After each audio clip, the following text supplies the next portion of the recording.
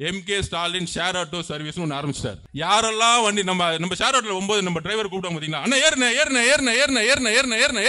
வண்டி ஏறின சொல்ற மாதிரி ஒருத்தரை ஜெயிக்கிறதுக்கு யார் யாரெல்லாம் கண்ணில் படுறீங்களோ தயவு செஞ்சு ஏறுங்க. பேமெண்ட் மட்டும் டைரக்ட் பிக்ஸ், ஜிபே அனுப்பிச்சுக்கிட்டே இருப்போம். ஜிபே பிக்ஸ் ஏறுங்க, ஜிபே பிக்ஸ் ஏறுங்க, ஜிபே பிக்ஸ் ஏறுங்க.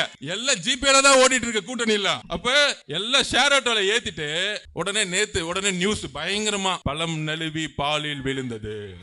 அது கலைஞர் 2016 சொன்னாருப்பா. இது அவுட் ஆஃப் சிலபஸ் ஆயிருச்சு. இப்ப என்னைக்கு வண்டியை ஓட்டிட்டு இருக்கீங்க? பழம் நழுவி கெட்டு போன பால்ல விழுந்துருச்சு. அவ்வளவுதான் மேட்ரு. கெட்டு போன பால்ல விழுந்து என்ன பிரயோஜனம்?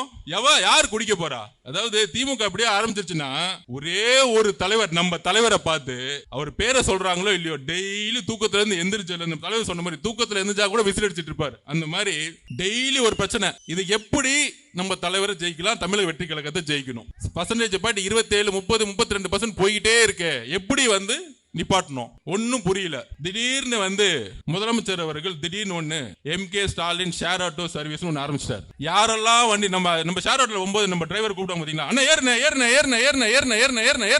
வண்டி ஏறின சொல்ற மாதிரி ஒருத்தரை ஜெயிக்கிறதுக்கு யார் யாரெல்லாம் கண்ணில் படுறீங்களோ தயவு செஞ்சு ஏறுங்க. பேமெண்ட் மட்டும் டைரக்ட் பிக்ஸ், ஜிபே அனுப்பிச்சுக்கிட்டே இருப்போம். ஜிபே பிக்ஸ் ஏறுங்க, ஜிபே பிக்ஸ் ஏறுங்க, ஜிபே பிக்ஸ் ஏறுங்க.